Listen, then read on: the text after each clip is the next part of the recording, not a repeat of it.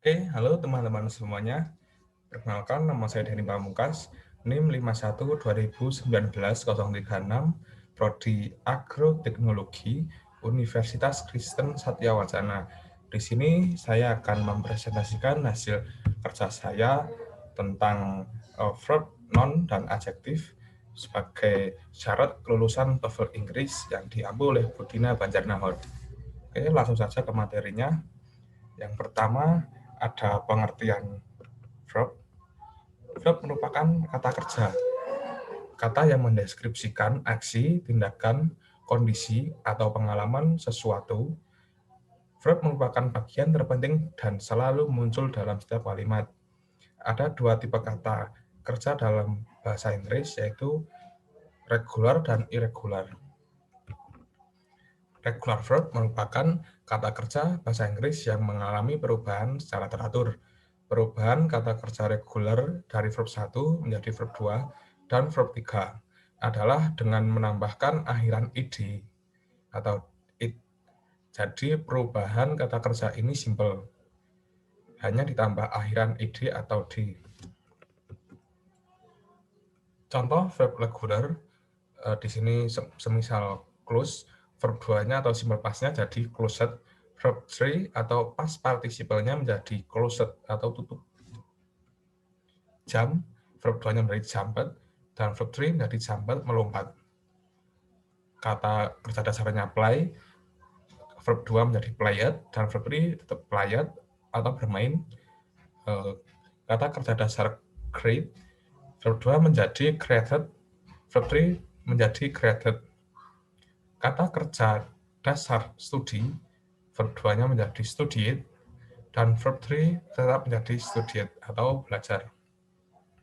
Sedangkan contoh kalimat verb reguler, contohnya, Reza jump from height using a parachute.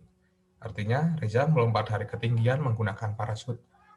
Contoh kedua, Ricky closed his shop last week. Artinya, Ricky menutup tokonya minggu lalu. Contoh ketiga, I played football yesterday. Artinya, saya bermain sepak bola kemarin. Contoh keempat, Zakiah created a novel last month. Artinya, Zakiah membuat sebuah novel bulan lalu. Dan contoh terakhir, he studied with his father today. Artinya, dia belajar dengan ayahnya hari ini. Yang kedua yaitu verb irregular. Irregular verbs adalah kata kerja bahasa Inggris yang mengalami perubahan secara tidak teratur. Perubahan kata kerja irregular dari verb 1 menjadi verb 2, dan verb 3 tidak memiliki pola tertentu.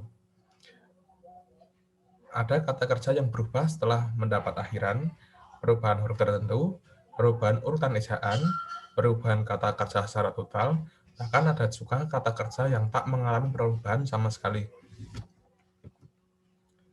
Contoh verb irregular. Verb pertama, go, menjadi verb kedua, went, dan verb ketiganya, gone, atau pergi. Kata kerja dasar eat, verb 2 menjadi ate, dan verb 3 menjadi eaten, atau makan. Kata kerja dasar come, verb 2 menjadi came, dan verb 3 menjadi come, atau datang. Verb 1, drink, verb 2, drunk, verb 3, drunk, atau minum.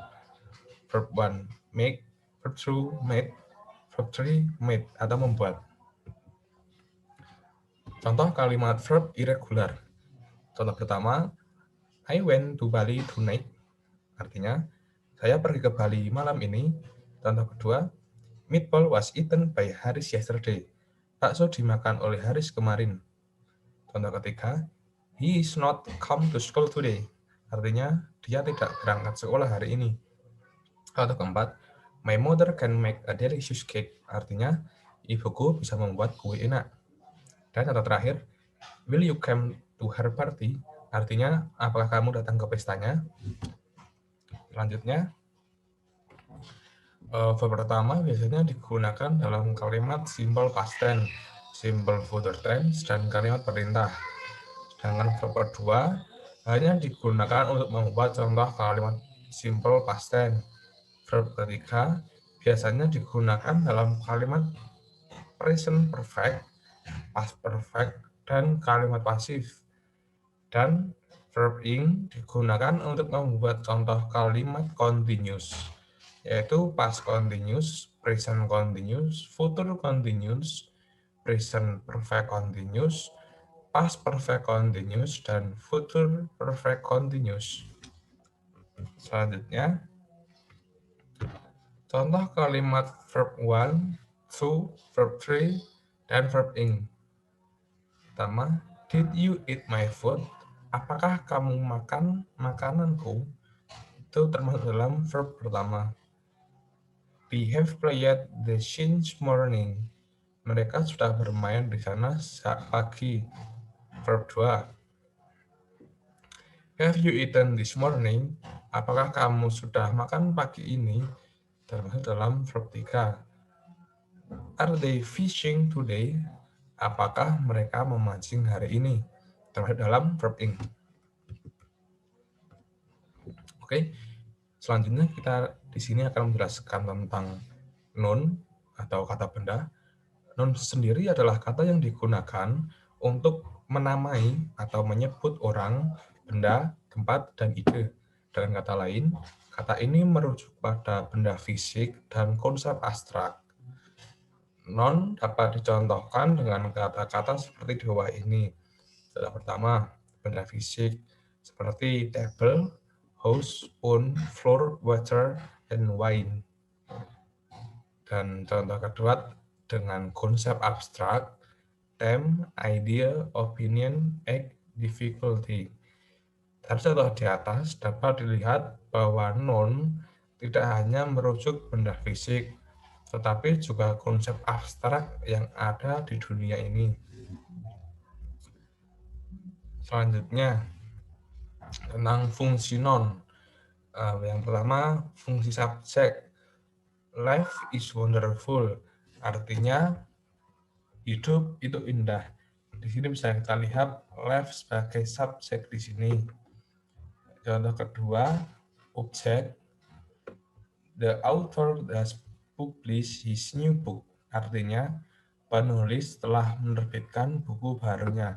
Di sini bisa kita lihat book sebagai objeknya. Contoh ketiga, object of preposition atau objek preposisi. Contohnya, we are going to fly to Jakarta tomorrow. Artinya, besok kita akan terbang ke Jakarta. Di sini bisa kita lihat Jakarta sebagai objek preposisinya. Selanjutnya, subjective complement atau penjelas subjek. He is John. Dia adalah John. John di sini sebagai subjektif komplementnya atau penjelas subjeknya. Selanjutnya, noun sebagai objektif komplement atau sebagai penjelas objek. Contohnya, Mr. and Mrs. Smith name their baby Peter. Tuan dan Nyonya Smith menamai bayi mereka Peter. Peter di sini saya tandai dengan bold dan garis bawah sebagai objektif komplementnya atau penjelas objeknya. Selanjutnya, noun sebagai modifier of non-phrase, penjelas non-frasa. World War, Perang Dunia. World di sini sebagai modifier of non-frasanya. Selanjutnya, noun sebagai head of non-frasa, inti non-frasa. English test atau tes Inggris. Tes di sini sebagai head of non-frasanya. Oke, materi selanjutnya. Jenis dan contoh noun. Berdasarkan bentuknya, noun dibagi menjadi dua, yaitu concrete dan abstract noun. Yang pertama, concrete noun merupakan noun yang dapat diamati oleh panca indera, sehingga sifatnya konkret atau merujuk pada suatu benda secara langsung seperti disinggung di muka. Contoh, book, eraser, bottle, flower, chair, classroom, star, moon, fire, and wine. Dan kedua, abstract noun. Abstract noun merupakan noun yang tidak diamati oleh panca indera. Dengan kata lain, noun ini bersifat abstrak atau berkonsep kebendaan saja. Non jenis ini biasanya ditandai dengan akhiran s, ik, ens, ensi, ayen, sayan, tian, tem, hut, ais, isem, men, nasib, ti.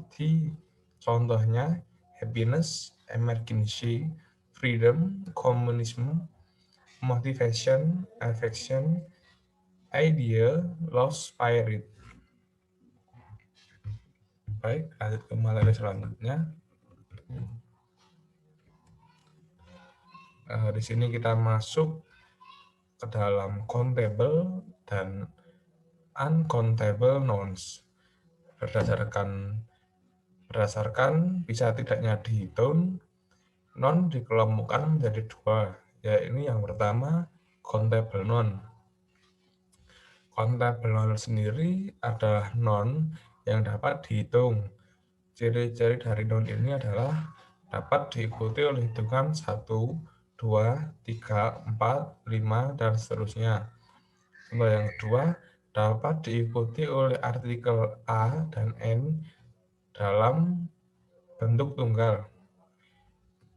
Yang ketiga, dapat ditambahkan akhiran S dan ES dalam bentuk jamak. Contohnya, house menjadi a house, one house, three house. Terus dictionary menjadi a dictionary, one dictionary, dan four dictionaries. Berkaitan dengan jenis ini, noun yang berbentuk tunggal disebut singular noun, seperti an, one.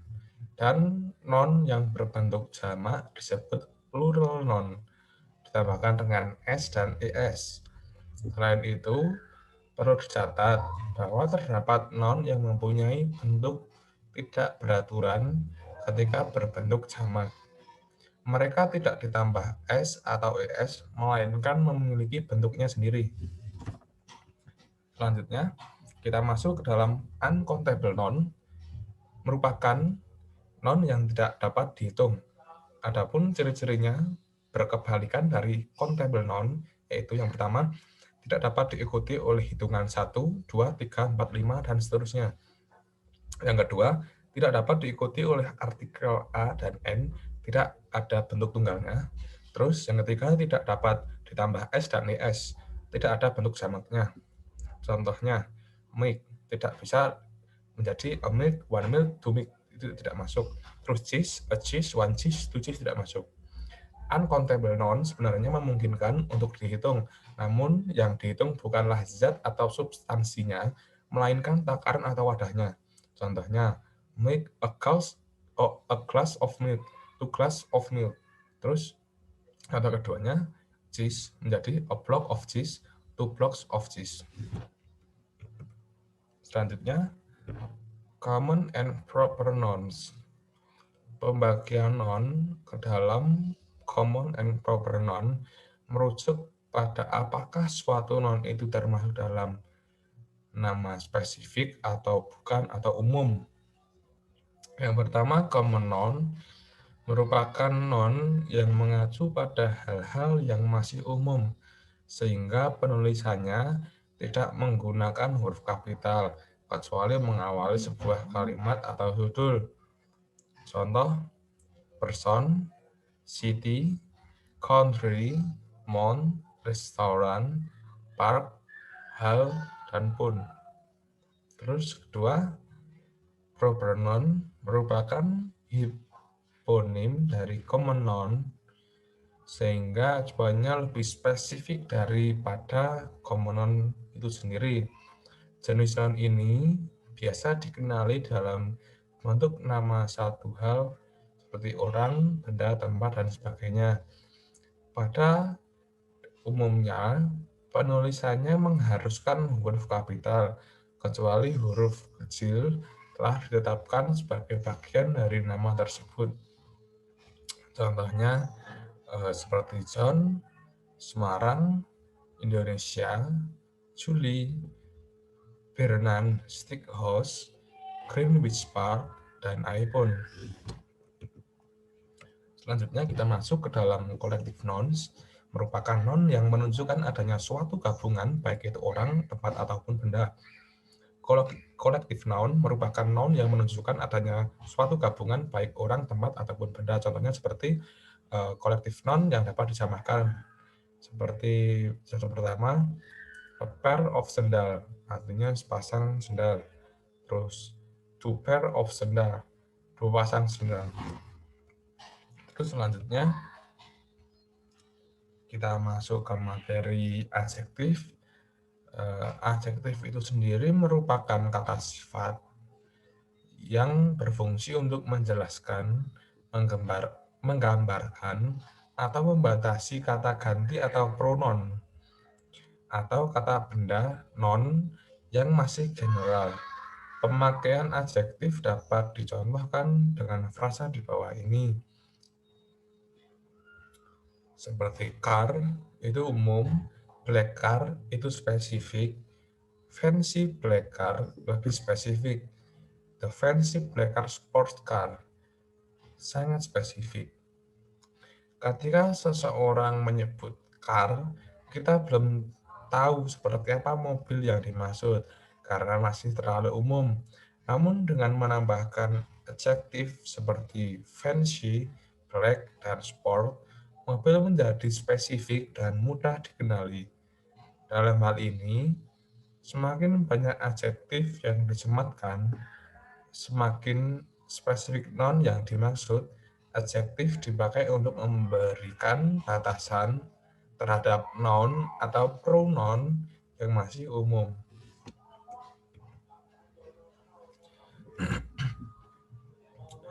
Fungsi adjektif yaitu sebagai subjektif, komplement, atau penjelas subjek. Yang pertama, contohnya di sini,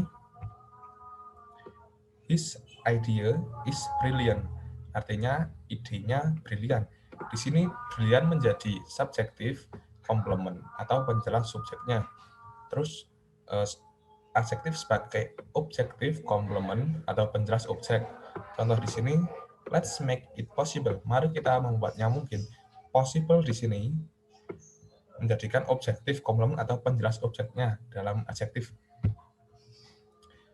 Terus adjektif sebagai modifier of non prasa atau penjelas non prasa. Contohnya seperti full scale economic war, artinya perang ekonomi yang menakutkan. Di sini economic saya bold dan saya garis miring sebagai modifier non of prasa. Terus adjektif sebagai heat of adjective prasa, inti adjektif prasa. Contohnya completely new, benar-benar baru. Di sini new sebagai heat of adjective prasa atau inti adjektif prasa. Selanjutnya, adjektif sebagai comparison degrees atau perbandingan. Contoh kalimatnya ini ya. This version is better than the previous one. Versi ini lebih baik dari yang sebelumnya. Di sini better menjadi comparison degrees atau perbandingan. Oke, selanjutnya.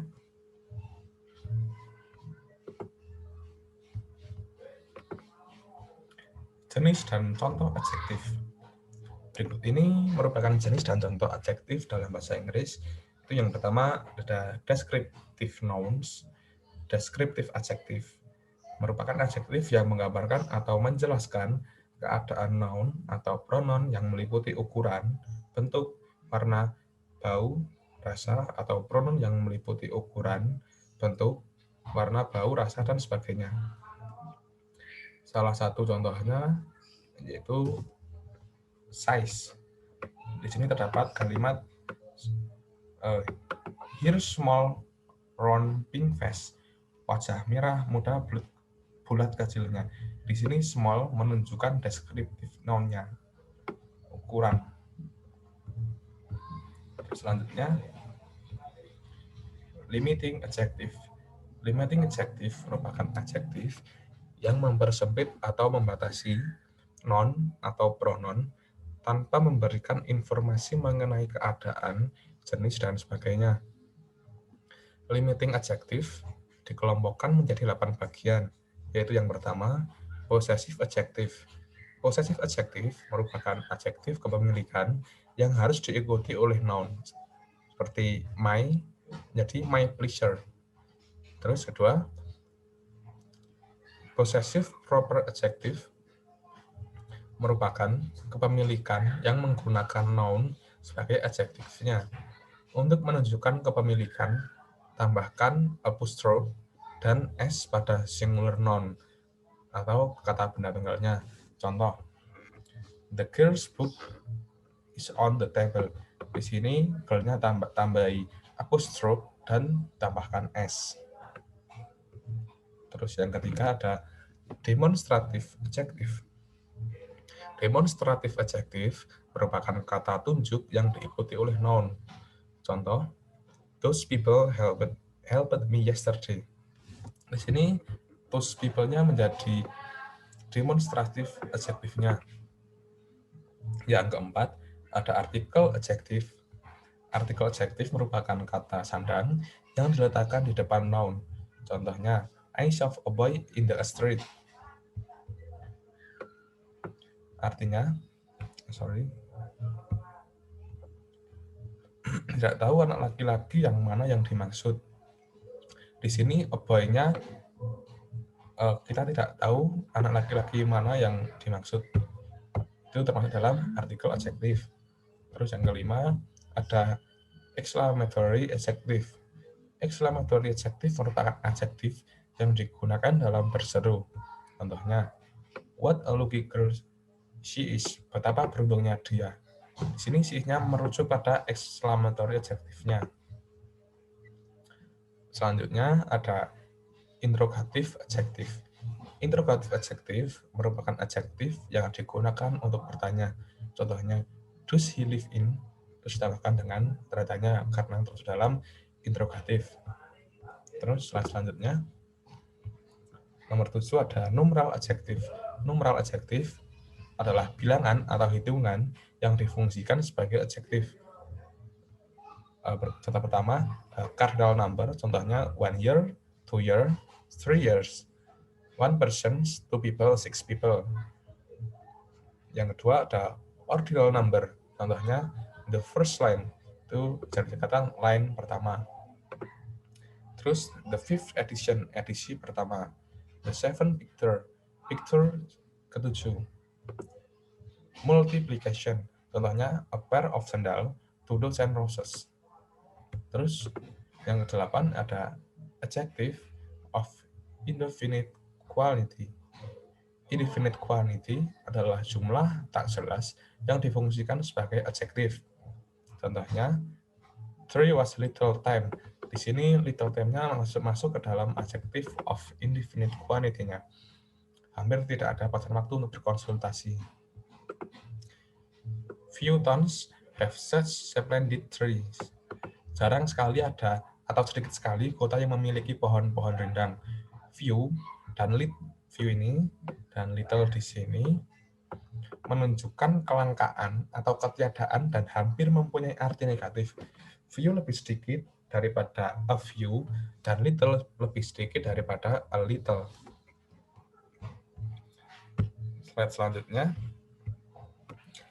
pengertian adverb.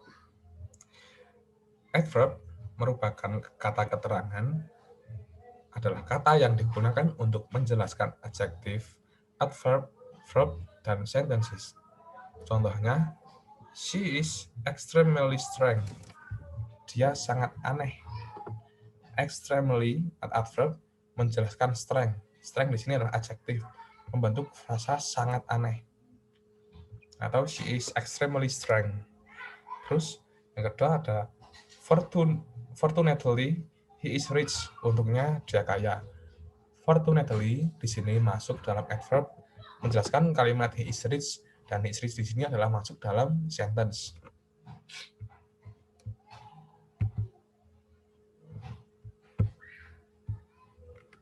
Selanjutnya, fungsi adverb. Fungsi pertama yaitu emphasis atau penekanan. Contoh di sini adalah only you come here. Di sini kalimat only inilah yang menjadi penekanan dalam adverb di sini. Yang kedua ada negation atau negasi atau penyangkalan. She does not look at us. Not di sini menjadi negasi atau penyangkalan. Yang ketiga, conjunctive adverb atau penyambungan. Stop making that noise, otherwise I will call the police.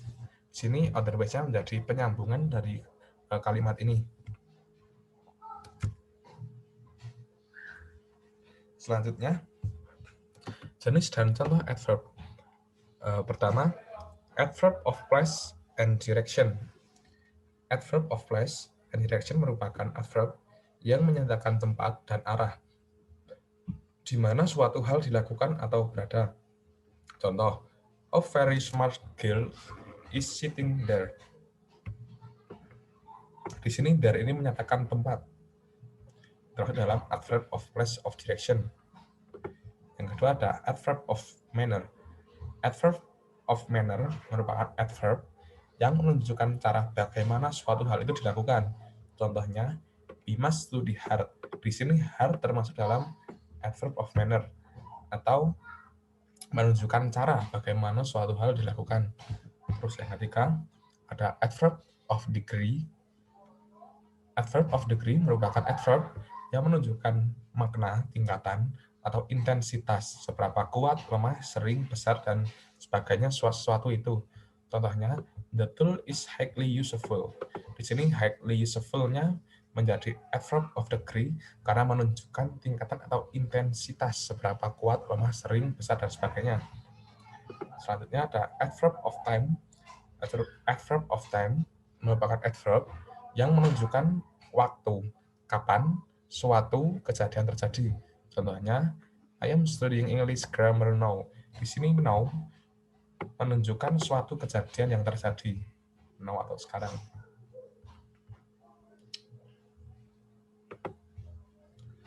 Selanjutnya, adverb of frequency. Adverb of frequency merupakan adverb yang menyatakan frekuensi atau seberapa sering suatu kegiatan dilakukan atau sesuatu terjadi. Contohnya, he usually comes late. Di sini, usually termasuk yang menyatakan frekuensi atau seberapa sering suatu kegiatan itu dilakukan atau sesuatu yang terjadi. Selanjutnya, exclamatory adverb. Exclamatory adverb adalah adverb yang digunakan dalam berseru. Contohnya, you are funny. How funny you are. Di sini biasanya ditambahkan dengan tanda seru. Funny-nya di sini menunjukkan dalam kata berseru. Selanjutnya, masuk dalam interrogative adverb. Interrogative adverb adalah adverb yang digunakan untuk membuat pertanyaan. Contohnya, where did you buy this comic? Artinya, di mana kamu membeli komik ini? Di sini where menunjukkan sebuah pertanyaan. Dan di sini ditambahkan dengan datanya karena masuk dalam interrogatif. Selanjutnya, explanatory adverb. Explanatory adverb adalah adverb yang digunakan untuk menjelaskan hal sejenis atau untuk merincikan sesuatu. Contohnya, I prefer to wear casual clothes, such as jeans and a sweatshirt. Di sini such as-nya menunjukkan atau menjelaskan hal sejenis atau merincikan sesuatu. Dan terakhir, ada sentence adverb. Sentence adverb adalah adverb yang berfungsi untuk menjelaskan keseluruhan kalimat. Contohnya, where did you buy this comic? Artinya, di mana kamu membeli komik ini? Di sini ada adverb yang berfungsi untuk menjelaskan keseluruhan kalimat. Mungkin itu saja penjelasan dari saya tentang materi verb, noun, dan adjektif. Terima kasih atas perhatiannya. Bila ada salah dalam penutur kata, saya mohon maaf ya, mohon maaf yang sebesar-besarnya. Sekian dan terima kasih.